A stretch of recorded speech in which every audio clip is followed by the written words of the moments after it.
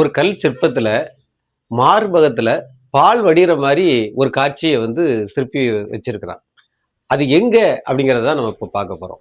சமீப காலமாகவே மிகவும் பிரபலமா இருக்கிறது திருநெல்வேலி மாவட்டத்தில் இருக்கக்கூடிய மன்னார் கோயில். மான்கிபாத்துல வந்து நம்ம பாரத பிரதமர் வந்து இந்த கோயில்ல வந்து இருக்கக்கூடிய சிற்பங்கள், அதாவது இங்க கோயில்ல இருக்கக்கூடிய கல்வெட்டுகள் நீர்நிலைகளை பற்றி பேசுது அப்படின்னு சொல்லி இடையில பேசினாங்க. அதுல இருந்தே பாத்தீங்கன்னா இந்த கோயில் ரொம்ப பிரபலமாயிட்டு, அதோட மட்டும் இல்ல சமீபத்துல கூட பாத்தீங்கன்னா மத்திய சட்ட அமைச்சர் வந்து இங்க வந்துட்டு போயிருக்காரு.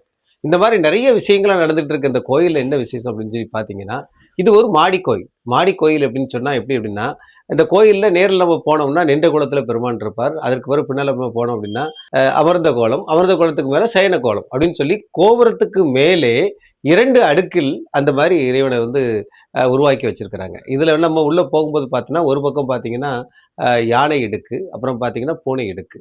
இந்த யானை இடுக்கு அப்படின்னா கொஞ்சம் விஸ்தாரமா இருக்கும். நம்ம அந்த வெளியே போயிடலாம். பூனை இடுக்கு அப்படிங்கிறது வந்து உள்ள நுழைஞ்சு நம்ம கஷ்டப்பட்டு போகணும்.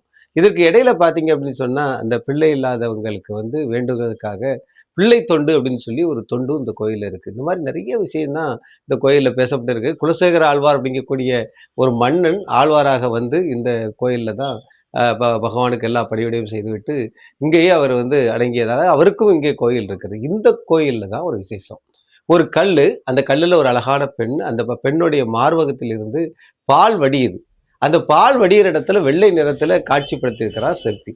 இது மிகவும் வித்தியாசமான ஒரு விஷயமா இருக்கு. இங்க வந்து மன்னார் கோயில் இருக்கக்கூடிய இந்த கோயிலை பார்த்தீங்க அப்படின்னா நிறைய பிரபலங்கள் வந்து பார்த்துட்டு போனாலும் நிறைய விஷயங்கள் இருந்தாலும் இந்த சிற்பியோட இந்த சிற்பம் வந்து நம்ம மனசை ரொம்ப கவரதா இருந்தது. பக்தியும் அதே நேரத்தில் வந்து இங்க வந்து நம்மளுடைய முன்னோர்களுடைய ஆக்கமும் நமக்கு வந்து தெம்பு அளிப்பதாக இருக்கிறது. முத்தாலங்குறிச்சி காமராசுவின் நெல்லை வரலாற்று சுவடுகள்.